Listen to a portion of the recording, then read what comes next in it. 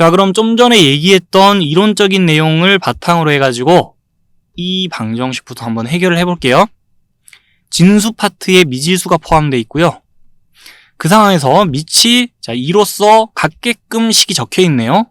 만약에 밑이 달랐다면은 식을 좀 손봐가지고 밑이 같아지도록 해줘야 될 수 있었는데, 우리 편하게 로그 방정식을 해결해 볼 수 있도록 밑이 지금 같은 상태예요, 이미. 그 상황에서 우리 어떻게 해야 되죠? 이 방정식을 해결해 보라라고 하면은 이쪽에 있는 식과 이쪽에 있는 식이 값이 같아질 때가 언제냐? 두 로그에 관한 식이 값이 같아질 때 x값을 찾자는 거잖아요. 그죠? 그죠? 언제 두 식의 값이 같아지냐 이거예요. 그러면 좀 전에 어떤 얘기했었죠? 이 식의 값과 이 식의 값이 같으려면 밑이 같은 상태니까요. 진수 부분끼리 값이 같을 때 두 식의 값이 같아지잖아요. 그러니 얘하고 얘가 같을 때가 언젠지 찾아보면 돼요. 2차 방정식을 해결하면 된다는 소리예요. 근데 단순히 그냥 이 2차 방정식 x제곱 마이너스 4는 3x라는 그 방정식을 풀어서 근을 구해서 이게 답이야 라고 하면 될까요? 안 됩니다. 왜 그러냐면요, 진수 조건을 일단 지금 체크를 해봐야 돼요. 밑 조건은 충족이 되는 상태잖아요. 그 상태에서 진수 조건도 충족이 되어야 양쪽 식의 값이 정의가 되고요, 식의 값이 존재하는 상황 속에서 뭐 값을 비교하든지 해야 될 거 아니에요. 만약에 이 식의 값이 존재하지도 않는, 정의되지도 않고 식의 값이 없는 상태에서 양쪽 식의 값이 같을 때가 언젠지를 체크하고 있는 거는 뭐 의미가 없잖아요. 그죠? 그래서 두 식의 값이 일단 정의가 돼야 돼요. 즉 양쪽 다 진수 조건이 일단 충족되는 상황에서 우리는 생각해 줄 필요가 있어요. 그러니 진수 조건이 충족될 때가 언젠가 보면 양수해야 되잖아요. x는 마이너스 2보다 작거나 x가 2보다 크거나 이래야 진수 조건 충족되는 거 맞죠?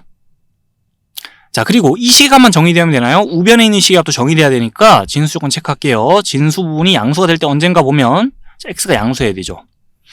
이 식 보면서 진수 조건 체크하고 이 식 보면서 또 진수 조건 체크해주고 나서 양쪽 식의 값이 다 정의돼야 되니까 두 범위의 교집합을 생각해줘야 되죠.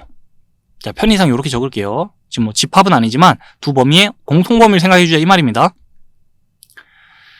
그러니 x가 2보다 커야 되겠네요. 그래야 이쪽도 진수 조건이 충족되는 거 맞죠? 자, 공통범위 잘 생각해 준 뒤에 요렇게 범위를 확정 지어주면 되겠어요. 이건 진수 조건을 체크한 거예요. 자, 그리고 나서 x값이 2보다 클 때 중에서 이제 왼쪽의 시계값과 오른쪽의 시계값이 같아질 때를 또 살펴봐야 됩니다. 살펴보기 시작하는데요, 진수 조건 관련해서 잠깐 주의사항 하나 있어가지고 요것도 얘기하고 갈게요. 그냥 만약에 우리가 이 방정식을 해결해야 된다 그러면 진수 조건을 체크해야 될 거 아니에요. 오른쪽식 보면서 진수 조건 체크해야지. 3x가 양수일 때 값이 정의되니까 x가 양수해야 돼. 자, 그리고 왼쪽식 보면서 이 등식에서요, 좌변 보면서 여기서 이제 진수 조건 체크할 때는 진수분이 양수해야 되니까 x가 4보다 크다 이래야 될 거 아니에요. 그리고 나서 요쪽도 식의 값이 정의돼야 되니까 공통범위 생각하자라고 해서 x가 4보다 크다라고 진수 조건 체크해주면 되죠. 자, x가 4만 적었네요. 부동 들어가야 되는데. 진수 조건 체크하면 이렇게 되죠. 이렇게 체크해야 되는데, 자, 나쁜 사례를 하나 말씀드릴게요. 이런 실수를 여러분들이 할 수도 있기 때문에 잘못된 경우를 보여드릴게요. 식에 보니까 앞에 2가 거슬리네. 2를 로그에 관한 식 앞에 곱해진 요 상수를 올려.